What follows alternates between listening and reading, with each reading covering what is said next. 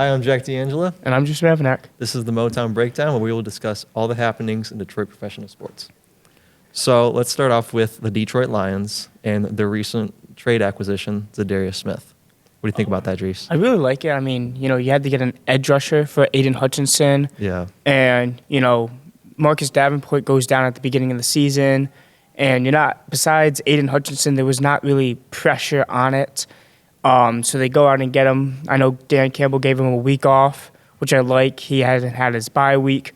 Give him his bye week. He comes back against kind of two mediocre teams and the Jags and the Colts. He just gets to play against easy teams, then Thanksgiving against the Bears. So I really like it. Yeah, and I know that he's had a couple, on other teams, he's had, attitude problems. But I think that here in Detroit, it seems like we're kind of giving him that chance, like you were saying, we let him sit out for his bye week.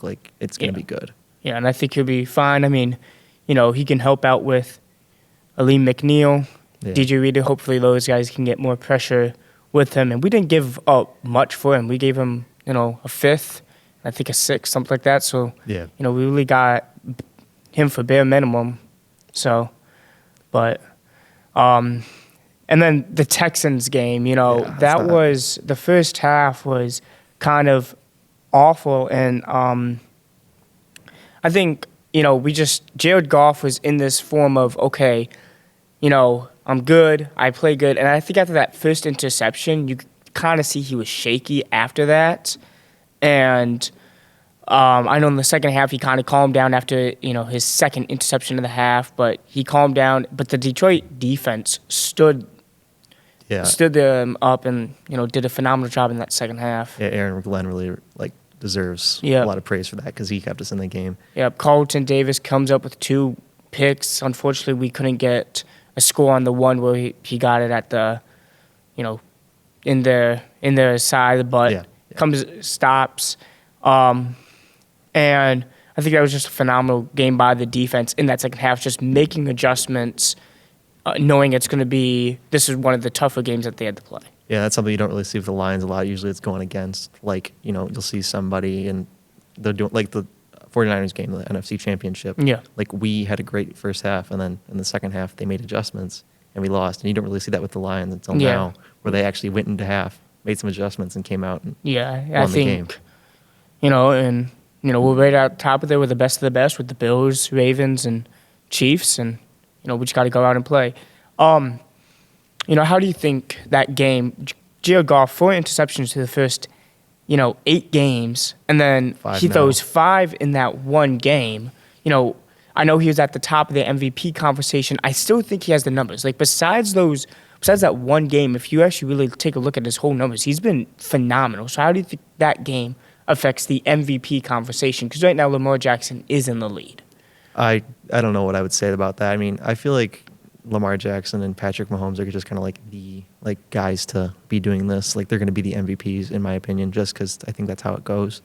He did win middle season. Jared Goff did win the midseason MVP, but I think that game kind of hurt any chance that he had, because even in the first place, I think he has a very slim chance just because he's on the Lions. Yeah, he's not. Yeah, he was not on a. With Patrick Mahomes and Lamar Jackson, Patrick Mahomes, the Chiefs don't run the ball, so that just gives Patrick Mahomes more time. Now, I mean, Patrick Mahomes, despite their record, has not had a great season himself. Yeah. I think, through 6 games or something like that, he had 6 touchdowns and 6 interceptions. So it was okay, he wasn't doing much. They were really getting the ball into the red zone and then kind of running it in. The defense was playing phenomenal. But I think if Jared Goff needs to win this MVP, he needs to basically go out and play perfect football. Play do what he was doing before, but even on a higher level. No interceptions allowed, pretty much. I know. I was I saw this yesterday, and Taylor Decker was out. Yeah. And I really think he kind of felt bad for the first half struggles against the Lions because he thought that they would do better with him. But I don't know how much one guy changes the 5 interceptions, the kind of that half. Yeah. But and then move on to the Red Wings, maybe. Yeah. So I mean, early season struggles. I know they've picked it up these past few games. They're 7-7-1 with a win against Pittsburgh yesterday in overtime. They got 15 points. They're sixth in the division, but they're fifth to last in the conference. This was a team that was supposed to that missed the playoffs on the last day. Barely, yeah. Yeah. This was a team that was supposed to go out and play phenomenal. Get second in their division and have a chance to make a very good playoff run. And now this looks like we might be squeaking in at the very end, just trying to get to the playoffs because, 1 point a game is not going to cut it.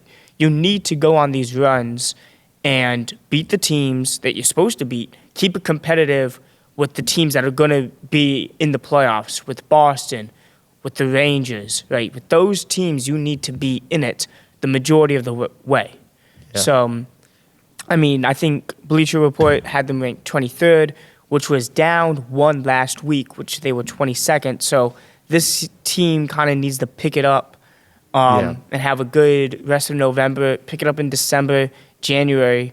And those 2 months are going to be kind of where we're going to see if they can make a playoff run, playoff push, and try and get in a wild card or hopefully, maybe be top 3 in the division. Yeah, and I think that's kind of also where the expectations stand is it's kind of weird because, do you really want them to make, or you want them to make the playoffs, but where do you want them to get in the playoffs? Because last year, they started off amazing.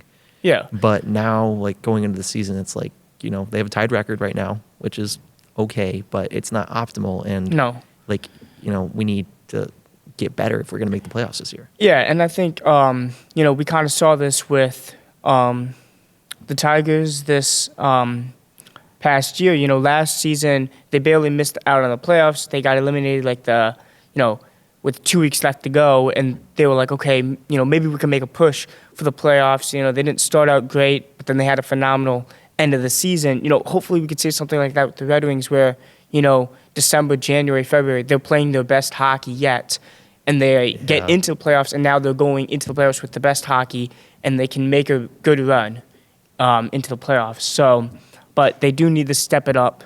So yeah, and also it's just going into the season, I already said, it's just the Tigers, they had no expectations. We were going to make the playoffs, we were going to be a bad team, but I think that's a little bit different with the Red Wings because last year before we went really bad, we had a lot of expectations to go to the playoffs. It was almost like a lock, and then all of a sudden we just don't. Speaking of bad teams, how about these Pistons? From they lost 28 in a row last season, right? They did not win their 5th game until January. They are 5-8 now, and they've played some. They are 4-4 in the month of November. I know they lost yesterday against Milwaukee, and then but their past 2 losses, they lost by 1 against Charlotte, and then they just lost by 7 against Milwaukee. And that Milwaukee game, they had a lead. They had a big lead, and they kind of just, they didn't have that best fourth quarter that they needed to have.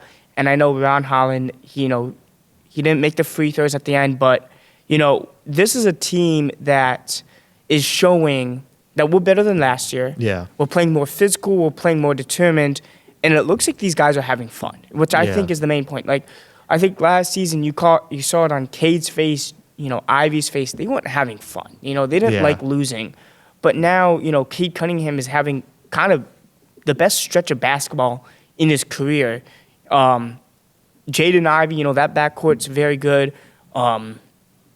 It does not help that Tim Hardaway does go down with an injury to his head, but I do believe that these Pistons, they might not be in the playoffs, but they will win hopefully more than 25, 28 games. Yeah, and I don't mean to go back to the expectations thing, but very, very low bars set last year. Yeah. And Bickerstaff, I think, will deliver. It's just I don't know about players on our team. I think we need to make some acquisitions, get some players, and I really feel like we can make a run to be at least one of the middle teams better than we stand right now. Oh, yeah. I think, right now, we are 18th in CBS Sports Power Ranking, but, JB Bickerstaff, Dan Campbell, AJ Hinch, Steve Eisman, like these guys for like Detroit sports are trying to turn like their main focus is grit. When you watch the Lions, it's grit. Right? AJ Hinch kind of took the grit form over in like August. And I don't know how the Pistons will classify themselves as, but I think they're playing gritty. They're playing gritty basketball right now. And I think that's like kind of the label for Detroit. There's certainly been a culture change for sure. Like, it's insane. And mostly, you can say it was brought on by the Lions, but just seeing where all these teams are going now compared to last year, again, the Pistons, not so great. It's hard to really mark where exactly they stand in terms of your hypothetical like grit, like how well they're doing. But I think there's definitely been a culture change. And even like an economic change, like you see it in the city of Detroit, like just sports have really like revolutionized the city, and it's really becoming a better place. Well, yeah, I mean, you take a look at like the worst sports cities ever. I think 2021, Detroit was like last. Detroit was like the worst sports city ever. Like they were in the top 5 worst sports cities, and now the Lions, they made their change. Top team in the NFC right now. Top team in the NFC. I mean, I would argue top team in the NFL. Yeah, I mean, easily. When you have great head coach and great coordinators, yeah. And then the Red Wings, they're trying to make a push for the playoffs. The Tigers, phenomenal job. They got the best pitcher in baseball right now, and they got a very, very young core. So I think, this whole Detroit team, like Detroit sports as a whole, teams, are young. Like, so we can be looking at 5 to 6 years of great, of great sports in Detroit. Now, I do want to mention something. You talked about Aaron Glenn and the phenomenal job he did, and kind of Ben Johnson and like the almost the 50 piece we put on Dallas and the 50 piece we put on Tennessee. Yeah, those guys are phenomenal coordinators. I think they will make phenomenal head coaches. So I want what is your stance on it? Because Ben Johnson, I think Ben Johnson's going to go to Chicago, is what I heard.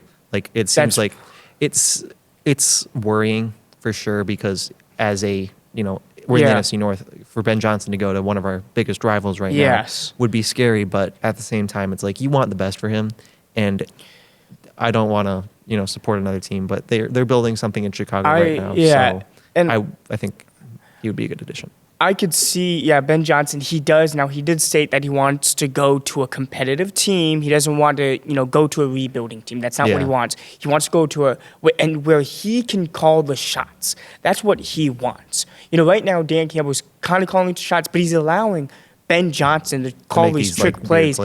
He wants to go to somewhere where, he can call the shots and he could say, and I do think Chicago has the weapons, all that stuff. Now, it will be interesting because I think he also wants to go to a competitor. Yeah. So, I don't know if he's going to see Chicago as a competitor. One place that could be interesting is I think, possibly Vegas or Dallas. I could see, because McCarthy might be done there. McCarthy might be done in Dallas. And to be honest, they shouldn't be where they are. They shouldn't be 3-5, 3-6. They shouldn't be there. But with the team they have, now I know Dak is injured, and it's not going to be good for them, but they shouldn't be there. And I think if Ben Johnson, that could be a place for Ben Johnson. Yeah. Right. Yeah. But I'm going to make this prediction. I think Aaron Glenn stays one more year. I think he will too. I don't think there's a place for that right now in the NFL. I don't. Possibly, one is the Jets, but I don't know how they would feel about going back to a defensive. I think they want to, and especially with the Aaron, the rumors going around of Aaron Rodgers kind of wants to control the Jets, but they are a very defensive team. Yeah. But we saw that didn't work for them. So, but I think Aaron Glenn's going to stay a year. If Ben Johnson leaves, you have Chicago, Dallas. You got a lot of coaches on the hot seat right now. Yeah. But it will be interesting to see where, both of them, if they stay, if they go, because I know, Ben Johnson easily could have left after our 9-8 season. Yeah. He wanted to stay, and, because he said, we're building something here. After our NFC Championship loss, I was surprised that he did not stay. I'm like, you just finished a phenomenal season. You had an amazing NFC Championship game, right? That loss, right, you put up a lot of points against a great team. It was the defense that kind of just fell short. But I do see that, Ben Johnson will leave and Aaron Glenn will stay. Yeah. All right. Well, thank you. That was the Yep. Motown Breakdown.